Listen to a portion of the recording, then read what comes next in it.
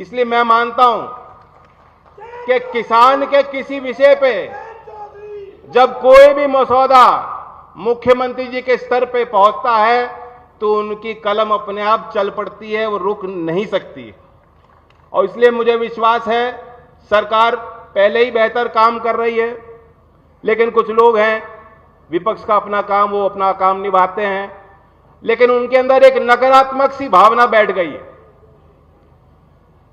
आपको भी धीमे धीमे समझ में आ रहा है, मुझे तो समझ में आ ही लिया था, तभी मैं अलग हो गया था। कल अखिलेश जी बोल रहे थे संसद में, वो ये चाहते हैं कि कोई उनको 144 साल गिनाए तब वो मानेंगे कि महाकुंभ हो रहा है।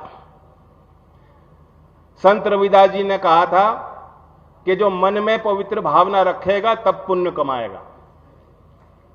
जब मन है चंगा तो कटौती में गंगा, ये कहावत भी संत रविदास जी के बहुचर्चित एक घटना पे आधारित है कि बहुत लोग गंगा स्नान पे जा रहे थे और संत रविदास जी के चाहने वालों ने कहा कि हम भी, आप भी क्यों ना डुबकी लगाएं।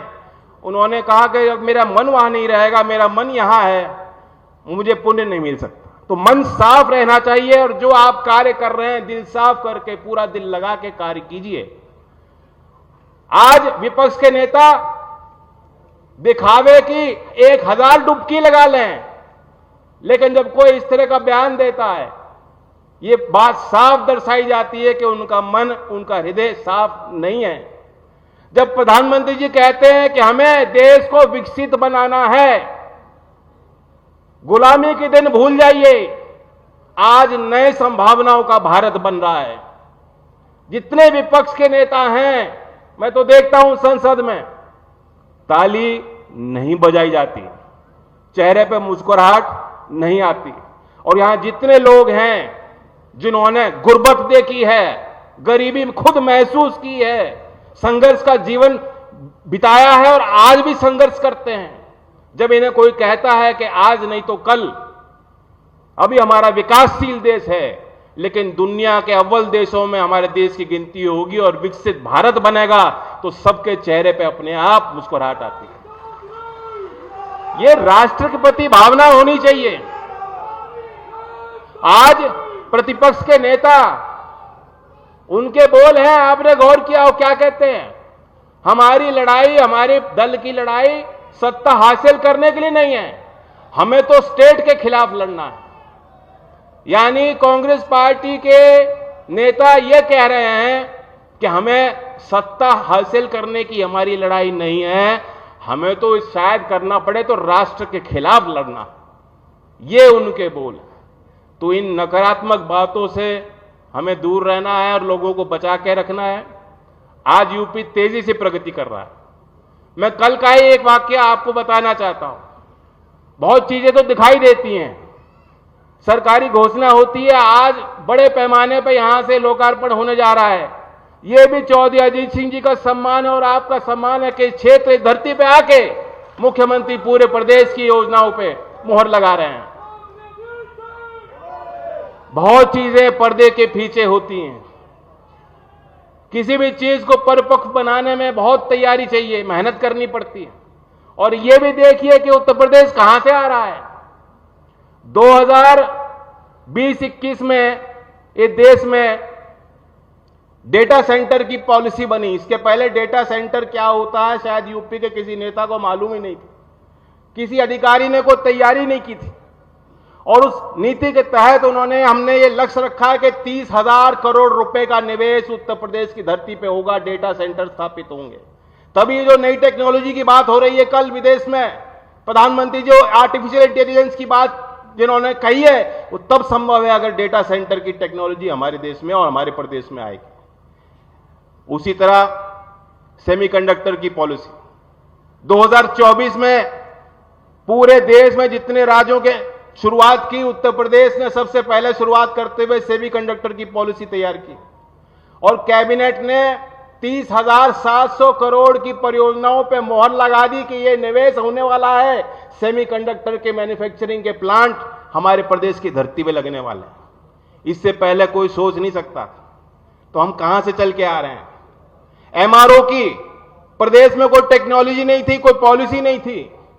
एमआरओ की पॉलिसी भी जब योगी जी मुख्यमंत्री बने हैं, इनकी सरकार लाई है, इससे पहले किसी सरकार ने नहीं सोचा कि एमआरओ हमारे प्रदेश में होने चाहिए। कल बेंगलोर में एयर शो में मैं था, अब मुझे कितनी प्रसन्नता हुई कि उत्तर प्रदेश की एक हाई लेवल टीम अधिकारियों की वहां मौजूद थी।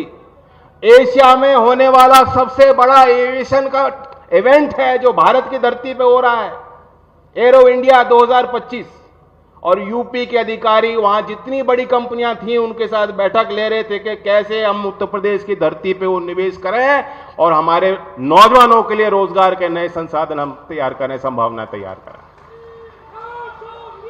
और मैं जानता हूं, जब मैं 9 से 14 एमपी था, पर एमपी नहीं रहा, उसके बाद मैं ऑस्ट्रेलिया गया था एक डेलीगेशन में। कई सांसद थे, उसमें कुछ दक्षिण भारत के सांसद थे और मैं अकेला नॉन एमपी था।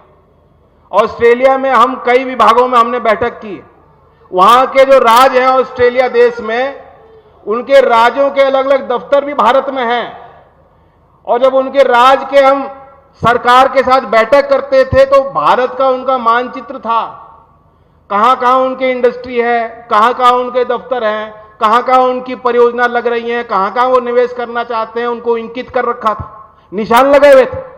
आप ताज्जुब करोगे कि भारत के मानचित्र पे जितने निशान थे वो महाराष्ट्र तक थे और ऊपर कुछ हरियाणा तक थे।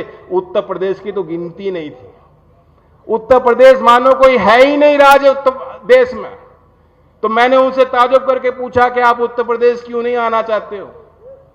उन्होंने कहा उत्तर प्रदेश में आना है तो निवेशकों को पहले बताना होगा कि तुम्हारी पूंजी सुरक्षित है, जान माल को कोई खतरा नहीं है। दूसरे राज्य की सरकारें तत्पर रहती हैं, कहती हैं आइए हमारे यहां, हम आपको सब्सिडी देंगे, हम आपको जमीन देंगे, हमारे यहां कैप्टिव इतने लोग हैं, मजदूर हैं, क्षमता है उनकी काम करने की, वो नौकरी भी आपके यहां करना चाहते हैं। और उत्तर प्रदेश की सरकार में कोई हमसे बात करने को राजी नहीं है। ये सारी तस्वीरें जब से उत्तर प्रदेश में बीजेपी की सरकार आई है, योगी जी ने छोटी छोटी बारीकियों पे बल देना शुरू किया है। इन्वेस्ट यूपी की कल टीम बेंगलोर में थी, मैं बैठक में उनके साथ मौजूद था और मैंने देखा किस तरीके से जुनून के साथ वो कोशिश कर रहे थे कि यूपी की हमें कायाकल्प करनी है। ऐसे अधिकारी को मैंने आज तक नहीं देखा कार्य करते हुए। तो इसलिए आप विश्वास कीजिए, ये महज शुरुआत है और ये चौधरी चरण सिंह की और चौधरी अजीत सिंह की कर्मभूमि है। मैं फिर यहां के लोगों को कहना चाहता हूं, मैं तो आपका ही हूं। इस यात्रा में आपने मुझे यहां तक पहुंचाया,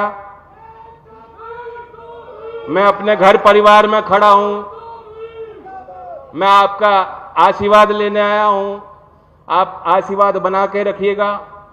और जिस प्रकार से एनडीए की सरकारें काम कर रही हैं और लोगों का विश्वास मत जीत रही हैं, यूपी का चुनाव आपने देख लिया और दिल्ली का आपने चुनाव देख लिया, इससे पहले जो राज्य के चुनाव हुए आपने देख लिए। तो इसलिए लोक दल के कार्यकर्ता, बीजेपी के कार्यकर्ता और एनडीए घटक दल के कार्यकर्ताओं को और ज्यादा मेहनत करें, लोगों के बीच जाएं, लोगों की समस्या समझें, उनका हल करें। ये सरकार की पूरी ताकत जन कल्याणकारी योजनाओं को आगे बढ़ाने में लगी है। और मैं धन्यवाद देता हूं मुख्यमंत्री जी को एक बार फिर कि आप आए और ये प्रेरणा स्थल है। मेरा मंत्रालय भी यहां बहुत कोशिश कर रहा है।